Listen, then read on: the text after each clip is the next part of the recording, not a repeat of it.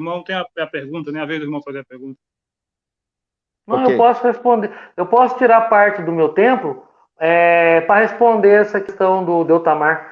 As duas questões, uma que ele colocou a respeito da parábola do semeador, né? Mas eu, Eu não, mas eu não eu ainda sei. não, E não do. concluí, seu Medeiros. É, É a é, minha a- vez de Então, é, perguntar, irmão Maurício?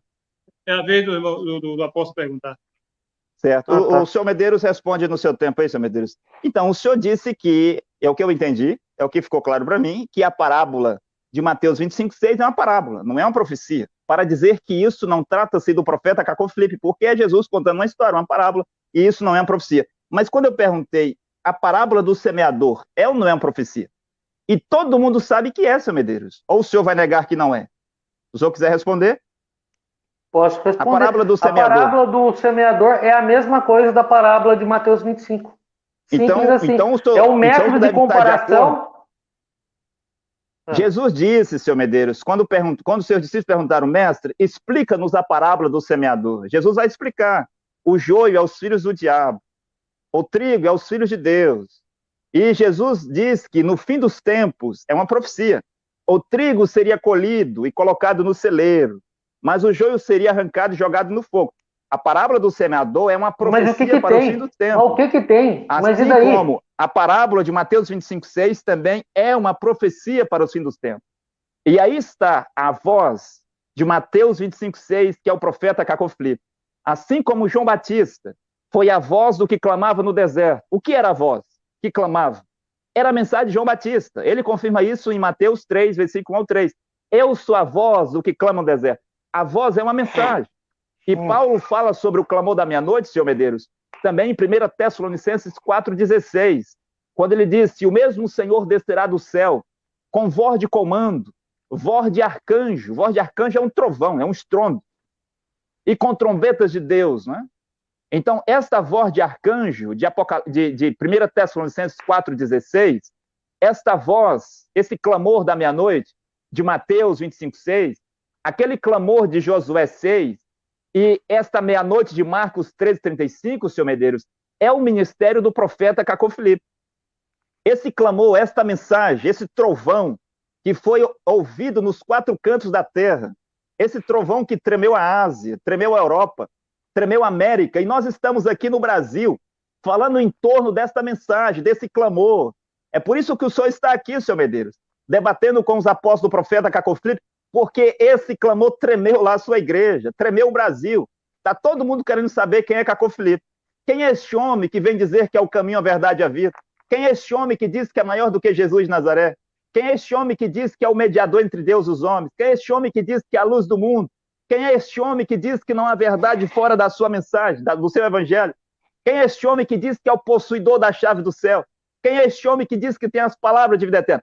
Esse é o clamor, o trovão, a voz de arcanjo que Paulo disse lá em Tessalonicenses 4,16, senhor Medeiros. Mas eu gostaria de fazer a pergunta para o senhor Medeiros a respeito disso aqui, ó. A parábola de Mateus 25:6, eles querem dizer que é uma simples parábola, é uma história, não é profecia. Mas enquanto que o semeador, a palavra do semeador, Jesus disse que era uma profecia para o fim dos tempos. Quero resumir a minha pergunta para nós ganhar tempo, Maurizão. Estamos aí já no fim da live, e perguntar isso. Senhor Medeiros, se não é Cacó Filipe, o clamor que foi ouvido à meia-noite para despertar as virgens que estavam adormecidas, porque só as loucas estavam adormecidas, estavam dormindo. É dito que as sábias estavam apenas cansadas, elas não estavam dormindo, elas estavam esperando o noivo. Se este clamor de Mateus 25:6 não é a mensagem do profeta Cacó Filipe, eu pergunto, quem é então este clamor de Mateus 25:6? O senhor Medeiros está com a palavra para responder a pergunta do apóstolo. Ok. O Deltamar, você falou muita coisa aí, e é tanta coisa que você fala, vai para lá, vem para cá, vem para lá, vem para cá. Então eu vou me ater aqui ao Mateus 25:6, tá certo? A Mateus 25, que nós estamos saindo muito fora dos temas. Eu fiz uma pergunta direta sobre o Mateus 25, então nós vamos falar sobre Mateus 25, e só uma palhinha, devagarzinho, de boa, uma palhinha extra aqui. Você falou que é o trovão, você falou que é isso, você falou que é aquilo, você falou que estremeceu. eu não vi estremecer nada. É uma meia dúzia de pessoas que acreditam em Caco Felipe. E, na verdade, eu não estou aqui porque a minha igreja lá estremeceu. Não é por isso. Todo mundo sabe, é do conhecimento de quem está assistindo, Deltamar, que os discípulos de Caco Felipe entram nos Facebooks, stalkeando os Facebooks, interpelando e perguntando. É o contrário. Na verdade, você está colocando que isso chamou tanto atenção para as pessoas quererem desmascará-lo. Não é a verdade. Haja vista que o próprio Maurizão, ele foi fazer pergunta para o Eli Soriano. Não foi o Eli Soriano que veio fazer pergunta, não foi o contrário. Então, não tem nada a ver, é lógico, vocês entram stalkeando os Facebooks, desafiando, falando que todo mundo é do diabo, é óbvio que vocês vão arrumar alguém para vocês debater. Mas não que Caco Felipe tenha uma certa relevância no mundo espiritual, porque ele tem uma relevância zero no mundo espiritual. Aí eu aceitei debater com você, porque você me desafiou lá no YouTube, falei, tá aceito. Tá aceito, beleza. Estamos aqui falando, não tem problema. Com relação a Mateus capítulo 25, Deltamar, o versículo 6, esse clamor da meia-noite, sabe o que significa? É porque justamente a meia-noite é a hora mais improvável de um noivo chegar. Simples assim, é uma coisa até simples de entender. Esse horário era um horário que o noivo nunca chegava. E sabe o que está querendo dizer com isso? Está querendo dizer o que Paulo disse lá em Tessalonicenses: o dia do Senhor vem como ladrão. É isso que está querendo dizer. O dia do Senhor será como ladrão. Então, esse clamor que houve à meia-noite é porque justamente meia-noite é o horário mais improvável possível para alguém vir num casamento. Eu nunca vi um noivo ir buscar a noiva justamente à meia-noite. Então, isso mostra claramente aqui duas coisas: que as pessoas estavam dormindo. Essa parábola, ela serviu naquela época, ela serve e vai servir para sempre, até Jesus arrebatar. Se era nesse sentido que você estava querendo dizer com relação a ser profético, Deltamar, tudo aqui serviu ontem, serve hoje e vai servir. Tudo aqui vai servir. E se tratando de Novo Testamento. Com relação aos acréscimos que você falou que Paulo trouxe, dos acréscimos, Paulo não trouxe acréscimo, ele apenas corrigiu falsas doutrinas nas igrejas, como circuncisão, sábado e outras coisas. Isso não é acréscimo. Isso é carta direcionada para uma igreja. Por exemplo, olha só para você ver como que essa teoria sua é precária. Eu já vi Caco Felipe falando a respeito de mulher pregar na igreja. Eu não sei se é isso que ele quis dizer. Com relação a ministério de mulher, isso eu estou de acordo com você. Não existe pastora na Bíblia. Isso está certo. Aí, com relação a pregar, ele falou que a mulher não podia nem falar. Mas Paulo dá essa orientação para outras igrejas? Não, né? Por que será? E aí eu fico imaginando, bom, se tudo que Paulo fala serve como lei, em 1 Coríntios capítulo 11, por exemplo, Paulo fala sobre o cabelo ser no lugar da mantilha. Como é que uma mulher africana vai ter uma mantilha? É possível, seu Deltamar? Sem fazer um alisamento no cabelo? Sem um mega hair ou algo do tipo? Não dá para ter uma mantilha, né, seu Deltamar? E aí eu faço uma pergunta. Então as mulheres da África, na época do apóstolo Paulo, não estavam inseridas? Elas não estavam inseridas no contexto da salvação? Claro que não. Porque em João capítulo 3, versículo 16, o Jesus foi enfático. Deus amou o mundo de tal maneira, o mundo é todo mundo, não é só eu, você ou um grupo de judeus. Aquele povo lá da África, Deus ama eles também. Agora, essa mulher da África, ela jamais poderia ter o cabelo no lugar de mantilha. Então, é óbvio que aquela instrução de não falar em público está se dirigindo apenas para Coríntios e por um motivo específico. Assim como também a questão do cabelo também está se dirigindo a Coríntios. Tanto que Paulo fala, mas se alguém quiser ser contencioso, saiba que nem nós e nem a igreja de Deus temos tal costume. Paulo deu uma recomendação. Às vezes Paulo está falando, fala, Paulo, estou dizendo, eu estou recomendando. Ele está falando dele e não a palavra do Senhor. Então ali foi algo específico para aquela igreja. Não é acréscimo de Bíblia. Não tem nada a ver. Apóstolo está com a palavra.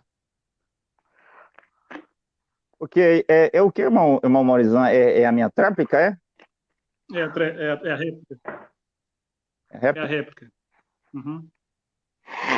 Ok, eu gostaria de perguntar ao senhor Medeiros quem foi que disse essas coisas aí, que a interpretação para Mateus 25:6. O senhor pode dizer, senhor Medeiros, quem foi que disse que esta é a interpretação de Mateus 25:6 que o senhor deu? É a interpretação que a maioria das pessoas acha. Deus não fala pela maioria das... Deus não fala pela maioria das pessoas, senhor Medeiros. Não, mas é a interpretação que eu também tenho, e eu tenho o Espírito Santo. Mas, então... Pedro, quando o senhor disse só lá da Escritura, só a Escritura, Pedro não disse que as Escrituras não é de particular interpretação? Por que o senhor está a interpretar as Escrituras? Porque havia heresias e ele mandou cartas corrigindo as heresias. Não tem nada a ver isso que você está falando. Você tenta manipular as coisas de uma maneira extremamente manipulativa. Senhor Medeiros, Amós 3,7 não diz que Deus revela os seus segredos? Isso é não Antigo é os seus Testamento. No outro debate nós já falamos que o véu se rasgou, que essa história não tem mais nada a ver. Certo? Você já falou. Senhor Medeiros, não vai voltar negócio de véu de novo aqui. Isso já foi debatido. Então, havia dois Amós 3,7 também já foi debatido. O primeiro véu, lá que separava o lugar santo do Santíssimo, que se rasgou, mas havia um segundo véu que protegia o propiciatório, a bacia de ouro, a arca da aliança, as tábuas dos mandamentos, o maná que não estragava. Este véu não se rasgou, seu Medeiros. E Paulo fala sobre isso. Então é para continuar fazendo sacrifício? Não fala, não. Nós já lemos isso daí, não fala. Nós vamos aqui, seu Medeiros. É para fazer sacrifício, então? Se o véu não se rasgou, é para continuar fazendo sacrifício? Seu Medeiros, Apocalipse capítulo 10, versículo 7, também diz que Deus revela os seus segredos aos seus servos, os profetas. Apocalipse 10, 7 também é Velho Testamento? É escatológico, doutor Márcio. Você quer marcar um debate para nós falar só de escatologia? A gente pode destrinchar tudo isso à luz da Bíblia. Apocalipse 10, 7 diz que na voz do sétimo anjo, quando ele tocar a sua trombeta, o senhor pode dizer então quem é esse sétimo anjo? E qual é o tempo que esse sétimo anjo veio ou virá? Então, é escatológico, é futuro. Então, mas o senhor pode dizer aqui quem é este anjo de Apocalipse 10, 7? E nos dias da voz do sétimo anjo, quando ele tocar a sua trombeta, se cumprirá, se revelará os segredos de Deus, como foi anunciado aos seus servos, os profetas. O senhor pode dizer quem é este anjo e quando é que ele veio? Ou se ele já veio ou virá? Deltamar, você sabe o que significa a palavra escatologia? Responda a minha pergunta, senhor Medeiros, que eu vou para frente. A palavra escatologia significa futuro. Ele não veio, ainda virá. Outra coisa, quem é esse anjo? Então vamos lá, Apocalipse capítulo 10, versículo 7. Você quer que eu responda? É uma pergunta direta, é só o senhor dizer quem é o anjo e se ele já veio. Eu vou responder. O senhor disse que ele não veio, né? Tá, eu vou responder aqui, eu vou ler. Você fez uma pergunta, eu vou olhar aqui. Apocalipse capítulo 10, versículo 7. Olha lá. Nos dias da voz do sétimo anjo, quando ele estiver para tocar a trombeta, cumprir-se-á então o mistério de Deus, segundo ele anunciou seus servos e os profetas. Aqui no livro de Apocalipse está dizendo quem que é esse anjo? Eu estou perguntando para o senhor sabe quem é esse anjo? Não está dizendo. E essa trombeta, o senhor sabe o que é a trombeta? A trombeta é juízo. Certo. Vamos deixar isso quieto, senhor Medeiros. Vamos nos reter aqui a questão da teologia. Vamos deixar isso quieto. Não vamos entrar nisso. Agora, senhor Medeiros, já que o senhor está rindo como se fosse zombando de mim, como se eu não soubesse, trombeta nas Escrituras é uma mensagem. Trombeta é uma mensagem, senhor Medeiros. Anjos é um mensageiro. E mensageiro é um profeta. Mensageiro é um profeta de Deus. Trombeta é uma mensagem.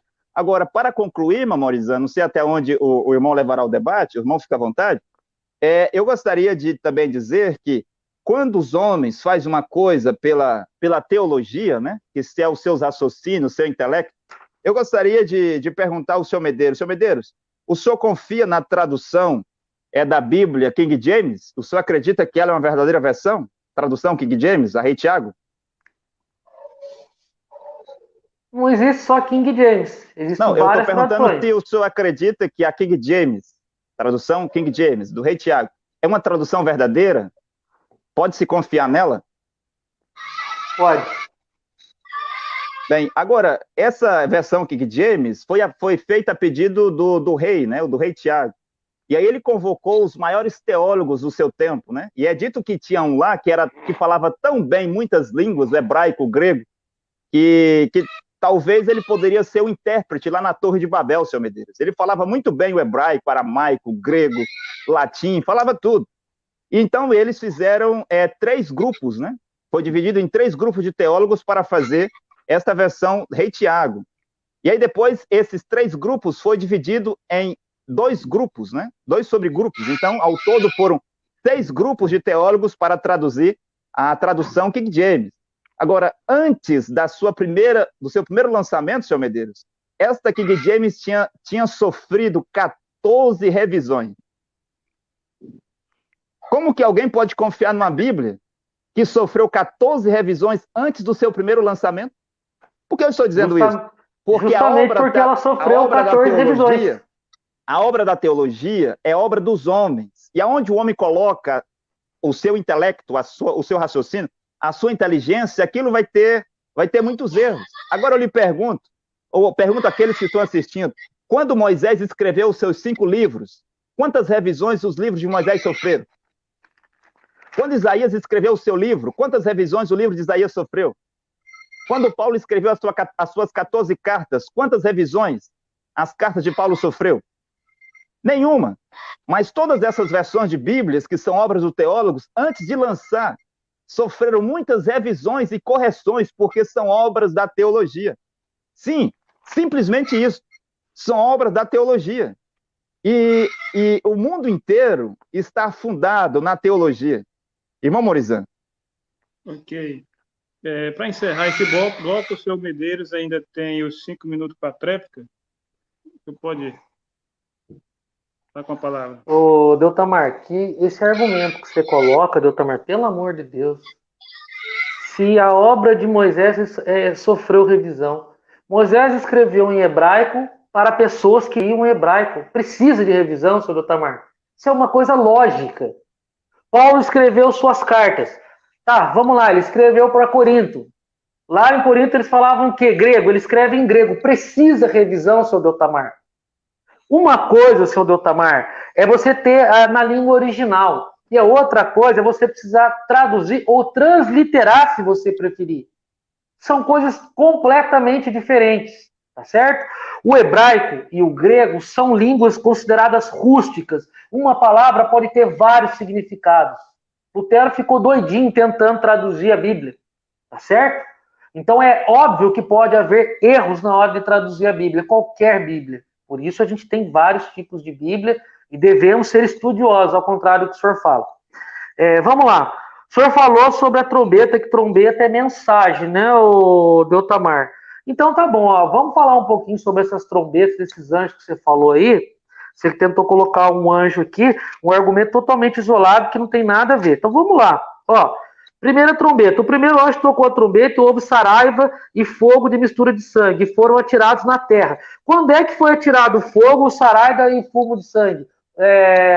Até agora eu não vi nenhum. Você já viu? Não, não tem, né? Tá. Segunda trombeta, os juízos de Deus, acompanhado das taças, tá certo?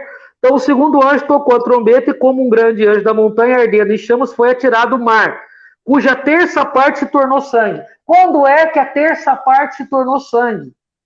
Eu nunca vi um terço das nossas águas se tornar sangue até agora. Não se tornou. Não se tornou. Então o terceiro é a trombeta. Então você vê que é tudo escatológico.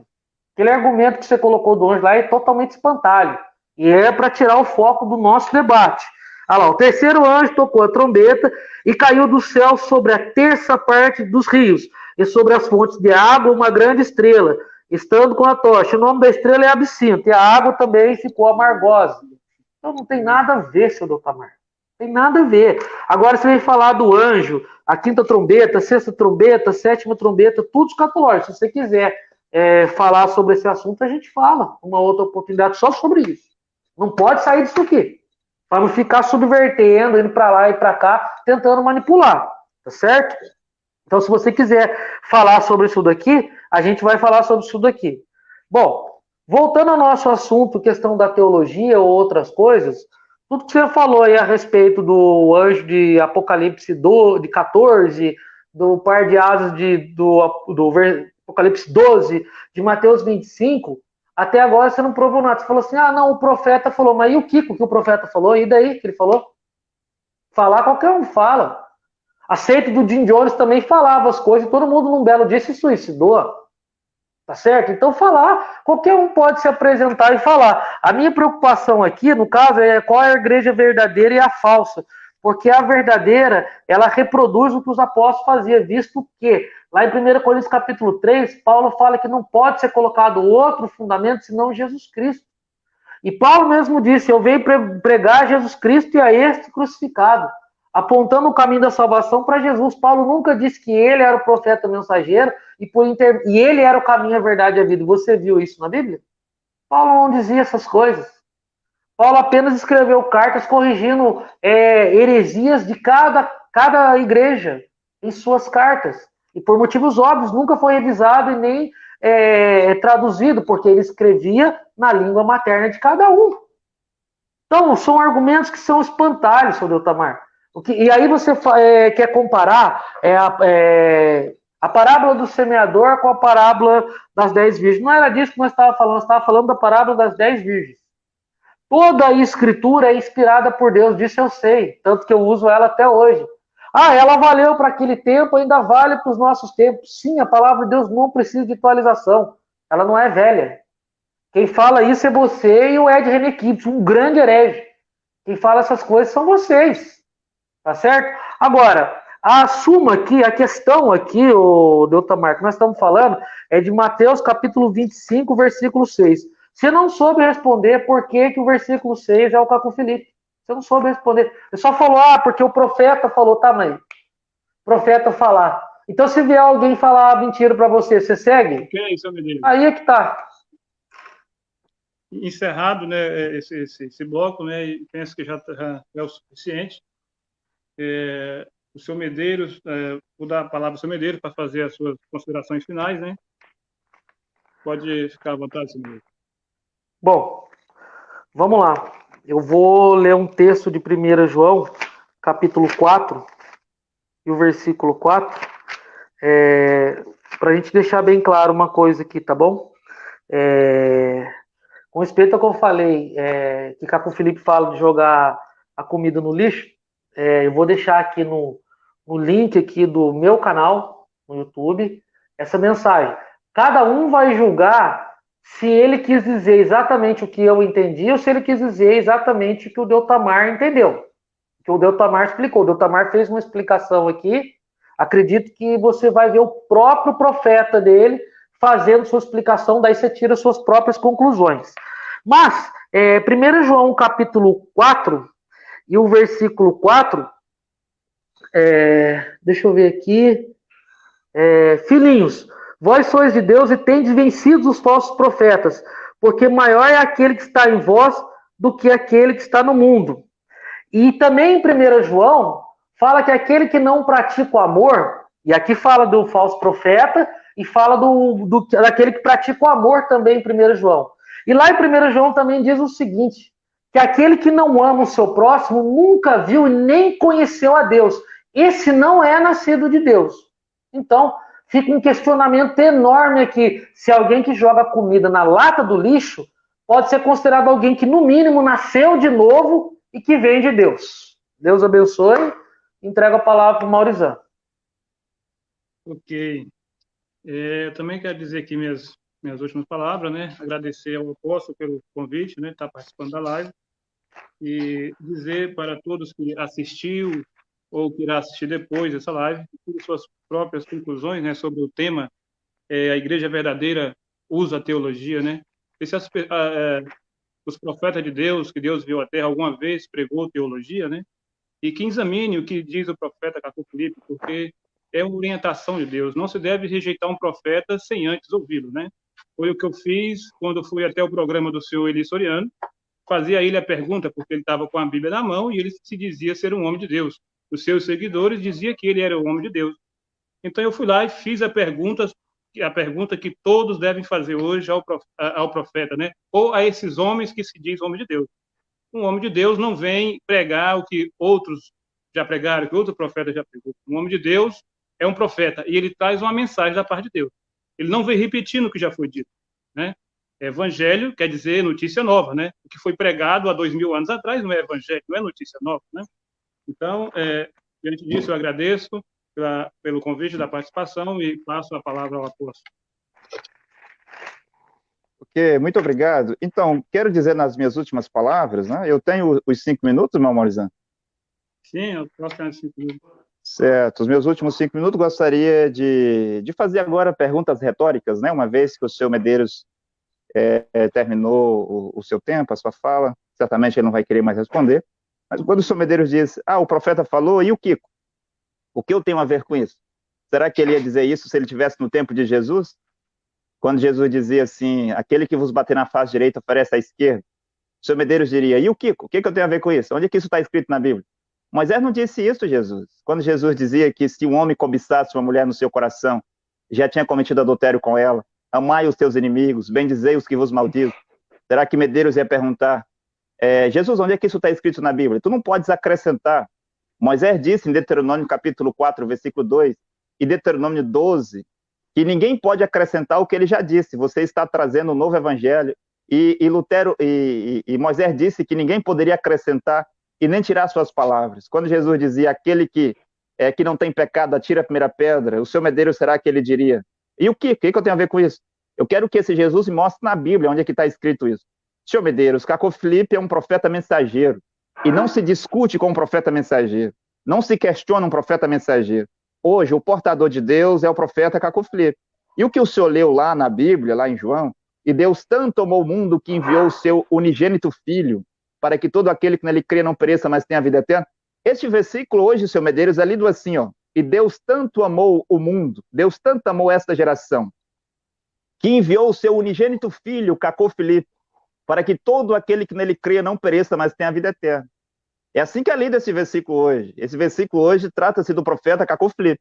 No ano 33 era Jesus. Jesus era o unigênito Filho de Deus. Depois Paulo era o unigênito Filho de Deus. Quando o senhor fala de Apocalipse, capítulo 12, versículo 14, para falar sobre as asas, as duas asas da grande águia que foram dadas à mulher, essas duas asas é a mensagem do profeta Caco Felipe, que é baseada no Antigo e no Novo Testamento. A mulher é a verdadeira igreja, que é levada por essas duas asas para longe da face da serpente. A serpente é o diabo, e o diabo está dentro dessas religiões, dessas igrejas católicas, protestantes, evangélicas e branamistas. A verdadeira igreja sempre foi, e sempre será um povo na terra que segue um profeta vivo.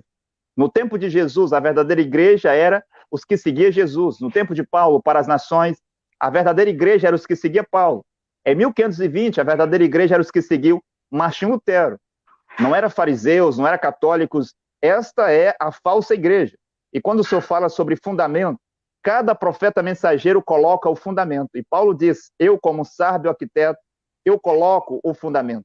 Qualquer coisa fora disto o tal homem, o tal anjo é maldito, porque o Paulo recebia a revelação de Jesus Cristo. Uma outra coisa que eu gostaria de falar aqui é que quando ele diz que Paulo estava corrigindo a Assembleia de Coríntios, Paulo também vai dizer assim, que isto seja assim em todas as Assembleias dos Santos. O que Paulo estava dizendo lá era para todas as Assembleias dos Santos. O que eu digo aqui, o que eu vos ensino, não é para Coríntios, senhor Medeiros, não é só para os filipenses, para os colossenses, para os romanos, mas o que eu digo, Paulo diz, é para ser assim em todas as Assembleias dos Santos. E quando o senhor diz que sobre João, né, que João disse isso, disse aquilo, João não é profeta de Deus hoje.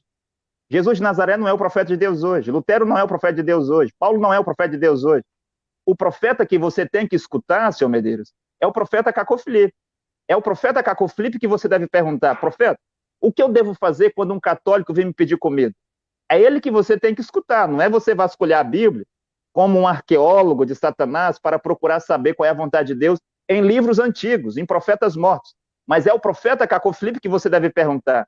Profeta Caco Felipe, o que eu, Medeiros, devo fazer para ser perdoado? Como devo confessar os meus pecados? O que eu devo fazer contra isso? O que eu devo fazer contra o futebol?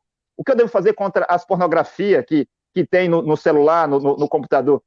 Então, qualquer homem hoje deve dirigir ao profeta Caco Felipe. De fato, Caco Felipe é o caminho, a verdade e a vida. A teologia simplesmente é uma ciência que tem origem no inferno. Teologia é simplesmente pornografia aos olhos de Deus, e todos aqueles que pregam a teologia é alguém que prega lixo, em vez de pregar o ouro. O ouro é a palavra de Deus, que é a revelação de Deus dada a um profeta mensageiro vivo. O meu muito obrigado a todos e até uma próxima vez. Obrigado. Aplicativo Profeta Caco Felipe Oficial. Para Android e iPhone. Fotos e vídeos, canções e pregações. Tudo sobre o Profeta Caco Felipe em um único aplicativo gratuito para você. Você ama Deus? Está em busca de salvação? Qualquer que seja a sua afiliação religiosa, o aplicativo Profeta Caco Felipe Oficial é para você.